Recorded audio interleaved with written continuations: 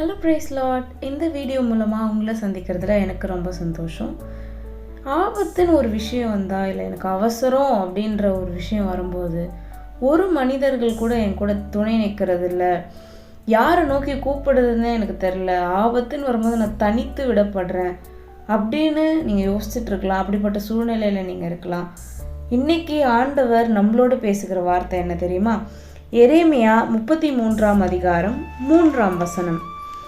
என்னை நோக்கி கூப்பிடு, அப்பொழுது நான் உனக்கு உத்தரவு கொடுத்து நீ அறியாததும் உனக்கு எட்டாததுமான பெரிய காரியங்களை உனக்கு அறிவிப்பேன். ஆமேன். ஆபத்தான சூழ்நிலை இருக்கலாம். சத்துருக்கள் உங்களை சூழ்ந்திருக்கலாம். உங்களுக்கு முன்னாடி பாதையே இல்லாமல் இருக்கலாம். செங்கடல் வழியை மூடி இருக்கலாம். என்ன சூழ்நிலையாக இருந்தாலும் நீ என்ன நோக்கி கூப்பிடு, நான் உனக்கு உத்தரவு கொடுப்பேன்னு ஆண்டவர் சொல்கிறாரு. எவ்வளோ பேர் எவ்வளோ கஷ்டத்தில் யாரையோ நோக்கி கூப்பிடுறாங்க. ஆனால் ஆண்டவரே நம்மக்கிட்ட சொல்கிற விஷயம் என்ன தெரியுமா? நீ என்னை நோக்கி கூப்பிடு, நான் உனக்கு உத்தரவு கொடுப்பேன். Call and to me, I will answer you அப்படின்னு ஆண்டவர் சொல்கிறாரு. ஆன்சர் பண்ணுறது மட்டும் இல்லை, நீ அறியாததும் உனக்கு எட்டாததுமான பெரிய காரியங்களை நான் உனக்கு அறிவிப்பேன்.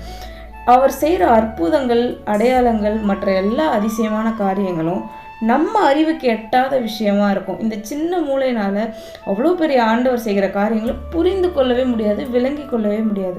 நம்ம நினச்சி கூட பார்க்க முடியாத பெரிய காரியங்கள், நம்ம அறியாத காரியங்கள், நமக்கு எட்டாத விஷயங்களை அவர் நம்மளுக்கு அறிவிப்பார், நம்மளுடைய வாழ்க்கையில் அவர் செய்வார். ஸோ என்ன சூழ்நிலை வந்தாலும் இவங்களை கூப்பிடலாமா, அவங்கள கூப்பிடலாமா, அவங்களுக்கு கால் பண்ணலாமா அப்படி நீங்கள் யோசிக்காதீங்க.